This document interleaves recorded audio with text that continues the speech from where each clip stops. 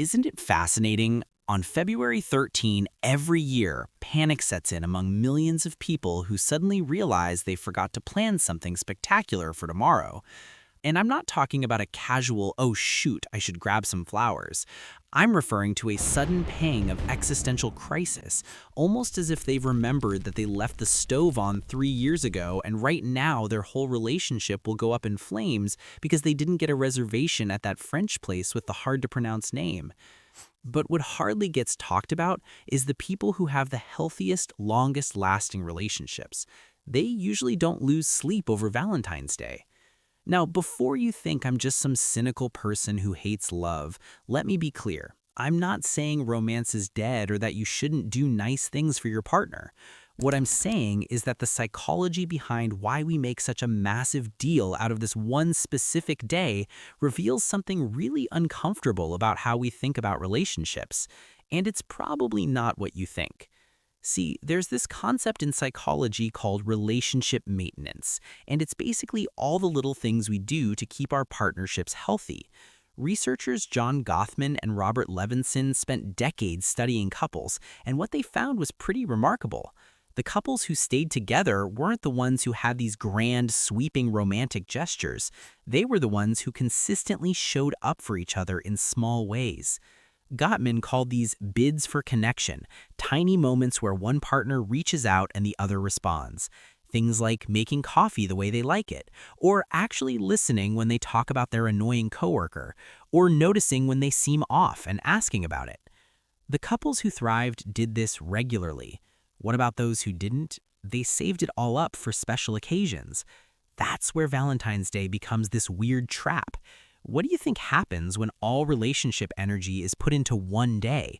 You end up essentially saying the other 364 days don't matter quite as much.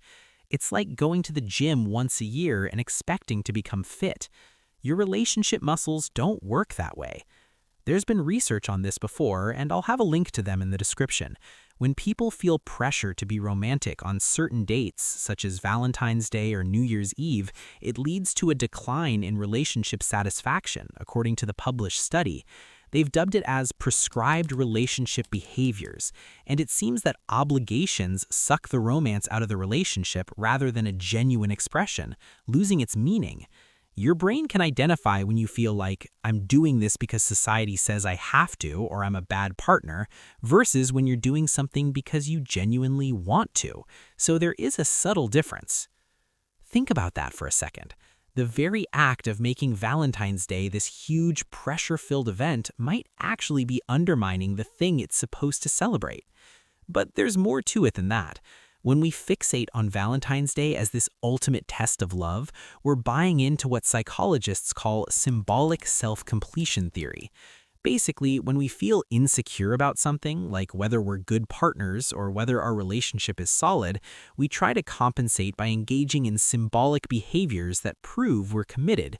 The bigger the gesture, the less we have to worry about the actual daily reality of our relationship. It's like posting a long Instagram caption about your amazing partner on their birthday while ignoring them the rest of the year. The performance of love becomes more important than love itself. Sadly, this pressure doesn't just affect individuals, it affects entire relationships through something called social comparison theory.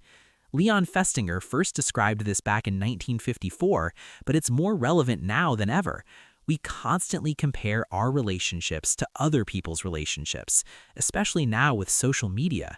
So when Valentine's Day rolls around and everyone's posting their elaborate date nights and expensive gifts and surprise getaways, you're no longer just up against your expectations, but also the highlight reels of everyone else. Your subconscious sees all these grand gestures and begins to think, am I good enough? Is my relationship as good as theirs? Even though, logically speaking, you know that nobody is posting about their boring Tuesday nights when they just sit in silence together, which is actually where all the intimacy lives. There's this wonderful study by Eli Finkel and colleagues about self-expansion theory. Essentially, couples who grow and engage in novel experiences together report more satisfaction in their relationship. But those memories don't have to be an extravagant meal or an expensive vacation. They only need be new and a shared experience. trying something new together, whether it's tackling a recipe or simply walking a new route. What matters, above all else, is the novelty itself, not the cost or Instagrammability. So when you make Valentine's Day this enormous production, you're actually missing the point. You're focusing on the spectacle instead of the substance. It's like buying the most expensive birthday cake you can find instead of remembering what flavor they actually like. And let's talk about what happens to the people who are single on Valentine's Day, because that's its own psychological minefield. There's this concept called social pain, and neuroscientists have found that being excluded or feeling left out activates the same brain regions as physical pain. When you're single on Valentine's Day and the entire world seems to be celebrating romantic love, it's not just uncomfortable, it's actually painful in a very literal neurological sense. But here's what's wild. That pain isn't because you're actually alone. It's because you feel like you're supposed to be celebrating something you don't have. Remove the cultural expectation, and suddenly February 14th is just another Thursday. The suffering isn't inherent to being single. It's manufactured by the collective agreement that this day matters more than others.